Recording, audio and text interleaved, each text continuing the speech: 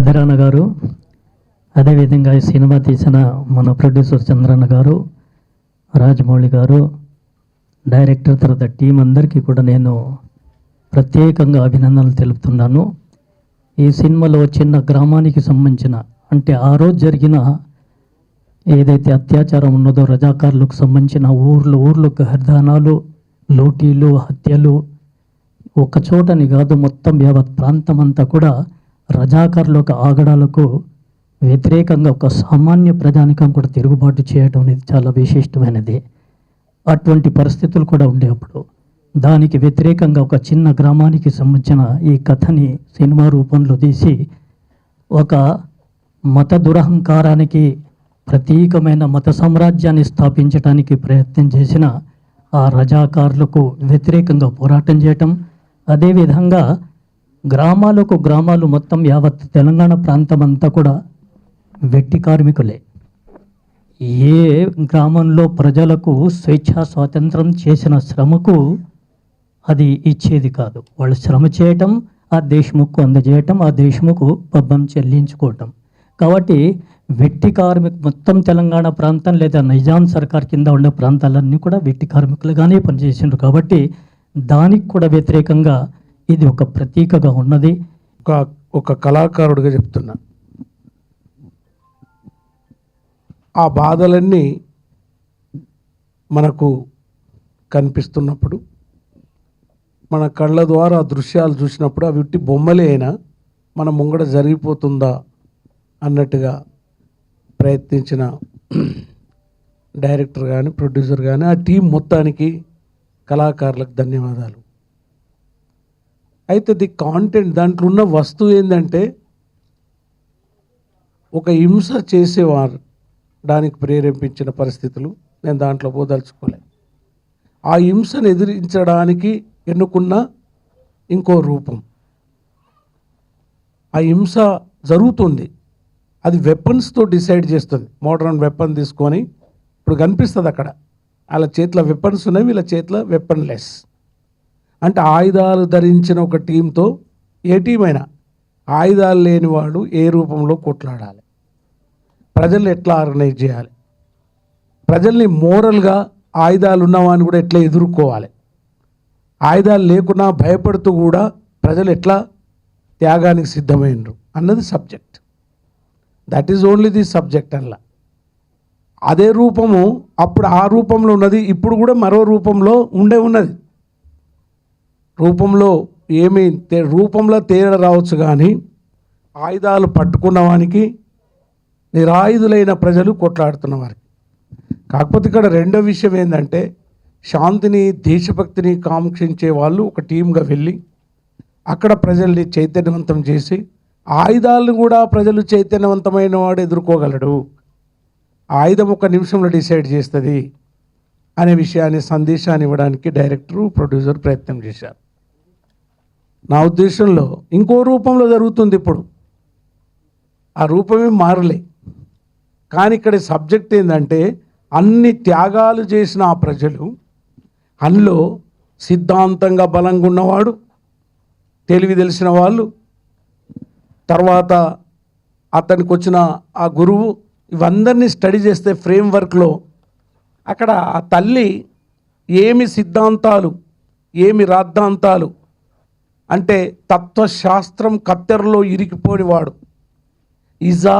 గజిబిజి ఇజాల వలలో చిక్కిపోనివాడు, ప్రజల చేత ఒక ఎడ్డోడు అనిపించేటోడు, ఒక మామూలు స్త్రీ దేశం కోసం ఎట్లా త్యాగం చేసింది అనేది ఆ సబ్జెక్ట్. ఆ త్యాగం, అత్యంత త్యాగం చేసిన ప్రజలకు, ఆ జెండానాల ఎత్తిన ప్రజలకు ఈ 70 ఏళ్లలో వచ్చింది ఏందనేది నా ప్రశ్న. సుజలాం సుఫలాం ఇసి దేశమే రోటీ महंगाई क्यों रे भाई, సుజలాం సుఫలాం మలేజ శీతలాం వందే మాతరం. కానీ సకల సంపదలు గల్ల దేశములో దరిద్రం ఎట్టుందో అనే ప్రశ్న ఇంకా మిగిలి ఉన్నది. అది మాతృదేశం కోసం వాళ్ళు ఎకనామికల్ డిమాండ్ మీద దాని మీద కొట్లాడలేదు. అక్కడ నా దేశానికి స్వతంత్రం వస్తే ఈ దేశం సస్యశ్యామలం అవుతుందని ఆ గురువులకు తెలుసు. బ్రిటిష్ వాళ్ళతో కొట్లాడారు, నిజాంతో కొట్టాడు. ఆ నిజాం పోయిండు, ఆ నిజాం పాలన పోయింది, బ్రిటిష్ పాలన పోయింది. కానీ అంతకంటే మెరుగైన పాలన వచ్చిందా అనేదే నా ప్రశ్న. ఈ కథ మొత్తం చూసిన తర్వాత నిజమే మనం వేసుకోవాల్సిన ప్రశ్న, అంతకంటే మెరుగైన ప్రశ్న వచ్చిందా? భారతదేశం భాగ్యసీమరా, సకల సంపదకు కొదవలేదురా, బంగారు పంటల భూములున్నాయి, చావులేని మరి జీవనదులురా, అంగట్లోన అన్నీ ఉన్నాయి, అలునోట్లో శని ఉన్నట్లు, సకల సంపదలు గల్ల దేశంలో దరిద్రం ఎట్లుంది? That is my question. మన కళ్ళ ముంగడ జరిగిన ప్రత్యేక తెలంగాణ ఉద్యమం తీసుకుందాం. ఈ ప్రత్యేక తెలంగాణ ఉద్యమంలో కూడా ఇప్పుడు ఈ సినిమాలో చూపించినట్టే ఎవరు ఆయుధాలు పట్టుకోలే, ఎవరు ఆయుధాలు పట్టుకోనో లట్లు పట్టుకోనకే అగే హపన్ అన్న కూడా చాలా ఎవరు పట్టుకోలే. లేదా సాయుధ పోరాటం చేయండి, ఆయుధాలు పట్టుకోండి, తరిమి కొట్టండి అనలే. లేదా తోటిగా నివసించే మన తెలుగు వాళ్ళని హింసించమని అనలే. శాంతియుతంగా వెళ్ళారు, శాంతియుద్ధం చేశారు, ఆత్మ త్యాగాలు చేశారు, ఆత్మ బలిదానాలు చేశారు. అక్కడ మంటల్లో కాలిపోతున్న వాళ్ళు కాలిపోయారు, మేము వందలాది శవాల్ని మోసుకొని పోయాం. ఇదేంటిది వీళ్ళు ఇట్లా కొట్లాడుతున్నారు, మేము వీరోచితంగా కొట్లాడితే అనుకున్నాం. అనేక మంది చనిపోయారు. కానీ స్వతంత్రం వచ్చినప్పుడు స్వతంత్రం వచ్చింది ఆ త్యాగాల వలన. కానీ స్వతంత్రం పైనుండి వచ్చింది, అభివృద్ధి పైనుండే జరిగింది. అది ఆ తల్లి ఉంది కదా, ఆ ఎడ్డివాడు అంటే ఏమి ఇజాలు తెలియనోడు, సిద్ధాంతాలు వల్లించని వాడు, లేకపోతే పెద్ద పెద్ద జ్ఞానం తెలియని వాడు ఎప్పుడు పడితే అప్పుడు నిర్ణయం తీసుకోవడం ప్రారంభించాడు. కొట్లాడడం లేకపోతే ఇదెందుకు అనుకున్నాడు. ఎత్తుగడ రీత్యా అక్కడ కలిసిపోతాను అనుకుంటున్నాడు. కానీ ఇక్కడ కాంప్రమైజ్ కాడు. చివరిగా వాడే కొట్లాడతాడు. చరిత్ర మార్చుడు వాడు, ఎడ్డివాడే. అందుగురించి మనకు ఆ లెసన్ నుంచి నేర్చుకోవాల్సింది. ఈరోజు తెలంగాణ ఉద్యమం అయితేమి, భారతదేశ ఉద్యమాలు అయితేమి, అడవిలో జరుగుతున్నటువంటి మహత్తరమైన దండకారణ్యంలో ఈరోజు మీకు ఆ సీన్లు కనిపిస్తుంటాయి, పంపిస్తుంటారు. ఈరోజు మా దగ్గరికి మా క్యాంప్కి 20 మందిని పంపించండి, లేకపోతే మీ క్యాంప్ మీదకి వస్తామంటారు. ప్రాక్టికల్గా చూసినామని తెలుస్తుంది. One who knows the practice of the life. మారలే. పైనుండి వచ్చింది స్వతంత్రం రావాల్సింది కింద నుండి రావాలి, నిర్మాణం. తెలంగాణ కూడా వచ్చింది, పైనుండే వచ్చింది. త్యాగాల తెలంగాణ ఇంకా రావాల్సే ఉంది. ఆ త్యాగాల తెలంగాణ కోసము అట్లాంటి సత్యార్థులు అన్న వండర్ఫుల్ ఎగ్జాంపుల్. మేమిద్దరం ఒక ఆర్య సమాజం నుంచి వచ్చిన మహత్తరమైన ఇతను ఓ సాప్ వేసుకొని కింద పడుకొని ఇదే పైజామా ఇదే వేసుకొని ఉండి మొత్తం ఊరు తిరిగడం మేము మహబూబ్నగర్ డిస్టిక్లో. ఆ త్యాగాలు చేసిన వాళ్ళు చాలామంది ఉన్నారు. అందుకే త్యాగాల తెలంగాణ కూడా కావాలని కోరుతున్నారు ఇప్పుడు ప్రజలు. త్యాగాల తెలంగాణ ఉట్టిగా రాదు, ఆ త్యాగాల పార్టీ కూడా ఏర్పడాలి, లేకుంటే రాదు. అందుగురించే ఇట్లా స్వతంత్రం వచ్చిందా అని స్వాగతిద్దాం.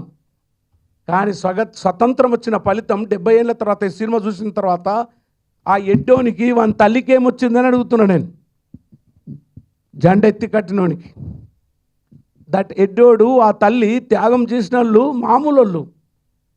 కొడుకు ఎడ్డోడు, తల్లి ఇద్దరే మామూలు వాళ్ళు హైయెస్ట్ త్యాగం చేసిన వాళ్ళకు ఈ దేశంలో ఏం మిగిలిందని అడుగుతున్నాను.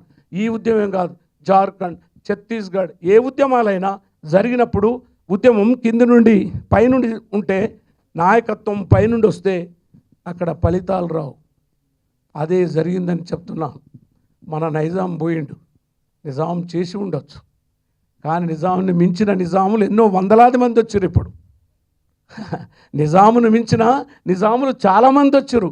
వాళ్ళ గురించి మీరు ఏం చేస్తారని సినిమా ప్రశ్నిస్తుంది. ఎస్, ఈ సినిమా ప్రశ్నించేది అది. సినిమా నేను చూసినా, నిజాం అంటే అట్లా చేసిను. కానీ ఈ నిజామును మించిన ప్రతి ఊర్లో వందలాది నిజాములు ఇంకో రూపంలో పోయింది. రీమ్ టోపీ మారింది, ఇంకో టోపీ వచ్చింది, ఇంకో టోపీ వచ్చింది. మారిందల్లా టోపీలే కానీ రూపు మారలేదో ఓరన్నా. ఆ రూపు మారలే. ఎందుకు మారుతుంది? పైనుండి వచ్చినటువంటి నిర్మాణం, పైనుండి వచ్చిన పరిపాలన, పైనుండి వచ్చిందంతా బ్రిటిష్ కాలంలో, నిజాం కాలంలో మన బయట నుండి వచ్చేటటువంటి పెట్టుబడి పైసా ఉంటే, ఇప్పుడు భారతదేశానికి వస్తున్న పెట్టుబడి తెలంగాణకు తండ్రి పెట్టుబడులు పెట్టినాయి, కోట్లల్లో ఉన్నాయి. ఎవరు దేశభక్తులు ఎవరు నిజమైన వాళ్ళని చర్చించుకోవడానికి సినిమా బ్రతికొస్తుందని నా దృక్పథంతో నేను చూసింది చెప్పాను. ప్రాక్టికల్గా 6 లక్షల కిలోమీటర్లు తిరిగి 6 తుపాకీ గుండ్లు తీసుకొని తిరిగిన నేను అలా కాలిపోయిన తెలంగాణలో అన్నకు తెలుసు అనేక మంది అమ్మాయిలు రైలు కింద పడి ముగ్గు అయినరు, రక్తం అయిపోయినరు.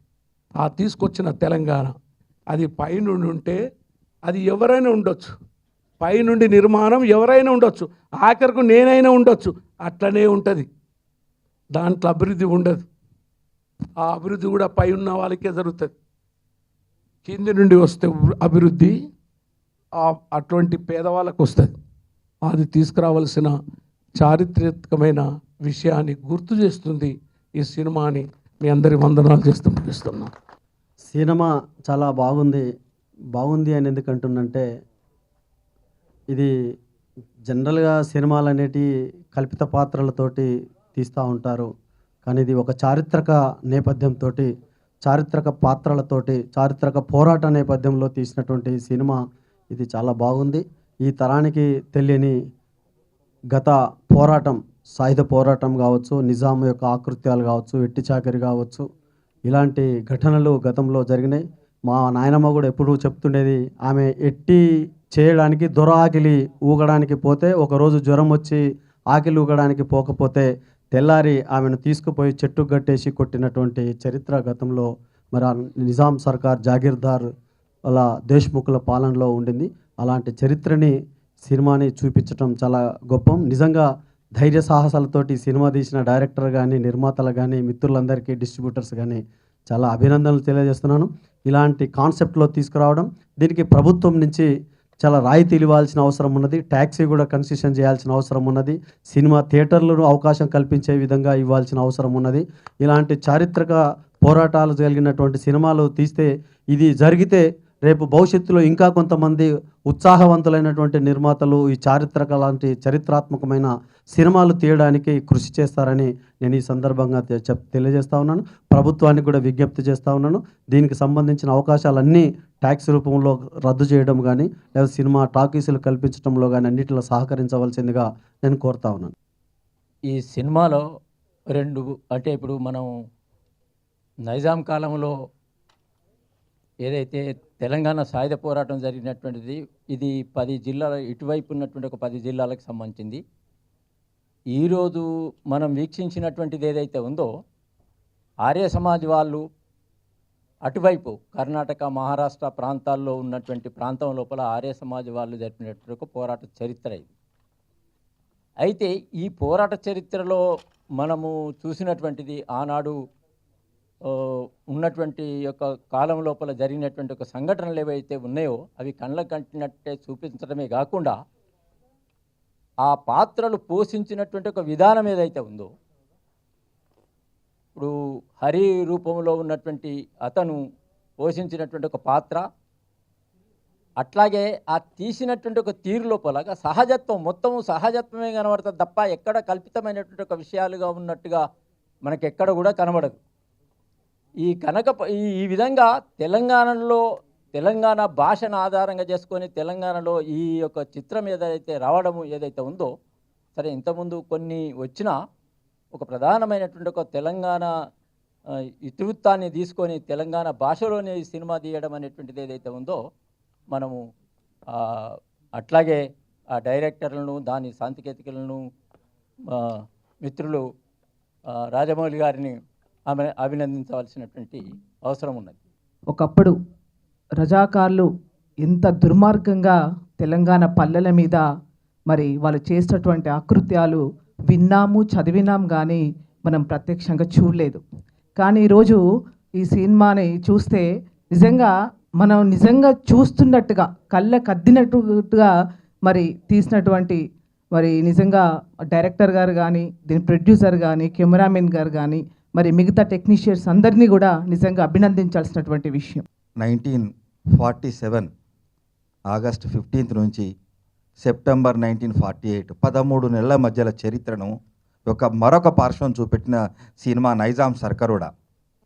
40 సంవత్సరాల క్రితం మాభూమి సినిమా తెలంగాణ సాయుధ పోరాటం అనే ఒక పార్శ్వాన్ని చూపెడితే, నైజాం సర్కరోడ ఇంకొక పార్శ్వాన్ని చూపెట్టింది. రామానంద తీర్థ లాంటి ప్రముఖ వ్యక్తులు అప్పటి హైదరాబాద్ స్టేట్లో, మహారాష్ట్ర ప్రాంతంలో ఏ రకంగా నిరాయుధంగా శాంతియుతంగా అప్పుడు జరిగిన నైజాం కాశీం రజ్వీ అకృత్యాలను కళ్ళలో కట్టినట్టు చూపెట్టింది. చాలా విషయాలు మన గ్రామాలలో వెళ్తుంటే వింటాము ఎన్నోసార్లు, ఒక్కోసారి ఇట్లా జరిగిందా అని అనిపిస్తుంది, కానీ జరిగింది ఇట్లాగే అని చెప్పి ప్రముఖం చాలా స్పష్టంగా చూపెట్టడం జరిగింది. అద్భుతంగా చిత్రీకరించిన డైరెక్టర్ రాజదుర్గే గారికి నా యొక్క అభినందనలు. అట్లాగే ఇలాంటి మంచి సినిమాను ప్రొడ్యూస్ చేసిన నిర్మాత రాజమౌళి గారికి కూడా నా అభినందనలు. మిత్రులారా, ఇంతమంది సోరా బేగం మేడం చెప్పినట్టుగా ఏంటంటే తెలంగాణ చరిత్రను మనం ఇప్పుడు పునర్నిర్మించుకోవాల్సి ఉంటుంది. తెలంగాణ చరిత్ర పునర్నిర్మాణంలో భాగంగానే ఈ సినిమా వస్తున్నది. ప్రత్యేక తెలంగాణ ఉద్యమంలో ఎలక్ట్రానిక్ మీడియా కానీ ప్రింట్ మీడియా కూడా ప్రముఖ పాత్ర వహించింది. పిల్లలకి ఇది పంచభక్ష పరిమాణంగా ఉంటుంది. దేశభక్తిని, పేట్రియాటిజంని ఇది ఇన్కల్కేట్ చేసేటటువంటి గొప్ప సినిమా. ప్రతి తల్లిదండ్రులు వాళ్ళ పిల్లల్ని ఈ సినిమా చూపించాలని, అలాగే ఈ సినిమాని ప్రమోట్ చేయడానికి చాలామంది డిస్ట్రిబ్యూటర్స్ ముందుకు వచ్చారు. వాళ్ళందరికీ కూడా మేము అభినందిస్తున్నాం. ఎలక్ట్రానిక్ మీడియా, ప్రింట్ మీడియా మిత్రులందరికీ కూడా. మిత్రులు రాజమౌళి గారు తను పడ్డటువంటి కష్టాలు, వారి యొక్క బాధలన్నీ కూడా చెప్పుకోవడానికి ఇది ఒక మంచి సమయము. మిత్రులు మీరు మనసు విప్పి మాట్లాడాల్సిందిగా కోరుతున్నా. 17 సెప్టెంబర్ 1948 దాని ముందు జరిగిన అరాచకాలు అవన్నీ తెలంగాణ ప్రేక్షకులు ఈరోజు తెలియాల్సిన విషయం. అది ఇప్పుడున్న జనరేషన్కి ఆ రోజు ఏం జరిగింది అనేది వాళ్ళకి తెలియాలి. అది తెలియాలంటే ఎవడో ఒక మహారాష్ట్రుడు సినిమా తీసి మా జీవితాలని, మా తెలంగాణ జీవితాలని, దాన్ని మన తెలుగు వాళ్ళు ఒక్కరు కూడా ముందుకు వచ్చి ఇంతవరకు ఒక సినిమా తీయలేదు తెలంగాణ జీవితాల మీద. ఆ అరాచకాన్ని మరాఠోడు తీస్తే దాన్ని నేను తీసుకొచ్చి ఇక్కడ తెలుగులో ఎప్పుడు చేసిన అది పక్తు హైదరాబాద్ రాష్ట్రంలో తయారైన సినిమా, హైదరాబాద్ రాష్ట్ర ప్రజల కోసం తయారైన సినిమా అది. ఆ సినిమాని అటు ఆంధ్ర ఇటు తెలంగాణ రెండు ప్రేక్షకులు, రెండు రాష్ట్రాల ప్రేక్షకులు, అది ఎస్పెషల్ యూత్ వాళ్ళు చూడాలి. అది చూసి అప్పుడు పడ్డ ఒక ఉద్యమ పోరాటం ఎలా ఉంటుంది అన్నదానికి తార్కాణం ఇది. ఎవడో ఒక అనామకుడు, ఒక చిన్న పల్లెటూరు, ఒక దొంగ, ఒక కోళ్ళను పట్టుకొని తిని దొంగతనం చేసి బతికే ఒక దొంగ ఎలా రజాకార్ని ఎదుర్కోవడం అన్నదే ఈ సినిమా. ఇంకా నేను ఈ సినిమా గురించి అంత డీప్గా వెళ్ళలేను, ఎందుకంటే అన్నలు పెద్దలు అందరూ చెప్పారు, గద్దరన్న చెప్పిండు, కోదండరావు గారు చెప్పిండ్రు, ఇంతమంది చెప్పిన తర్వాత ఇంకా నేను ఆ సినిమా గురించి చెప్పుకుంటే నాకే గొప్ప అనిపిస్తుంది. అసలు ఆ సినిమా గుర్తొస్తేనే కళ్ళలో నీళ్ళు వస్తుంటాయి. అట్లాంటి సినిమాని ప్రేక్షకులు ఆదరిస్తారని ఆశిస్తున్నాను. Thank you very much. 300 theatres release చేయడానికి ప్లాన్ చేస్తున్నాము మొత్తం ఆంధ్ర తెలంగాణలోనే. అది డిస్ట్రిబ్యూటర్స్తో కూడా ఇప్పుడు మాట్లాడడం జరిగింది. వాళ్ళ ఒపీనియన్స్ పట్టుకుని 2-3 రోజుల్లో ఫైనల్ చేస్తాం. ఇది ఇంతటి మంచి చిత్రాన్ని చేసిన మా కొలీగ్ ప్రొడ్యూసర్ రాజమౌళి గారు హృదయపూర్వక శుభాకాంక్షలు తెలుస్తూ థ్యాంక్ యూ వెరీ మచ్.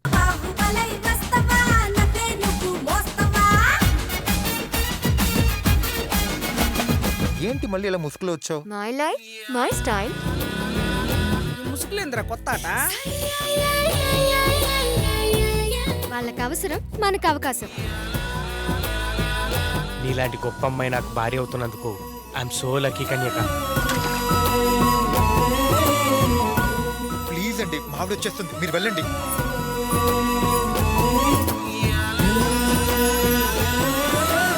ఆ అమ్మాయిని కలిసి నా భార్యకి మోసం చేయలేంట్రా. నువ్వు ఇలాంటి వాడివని నేను అస్సలు అనుకోలేదు.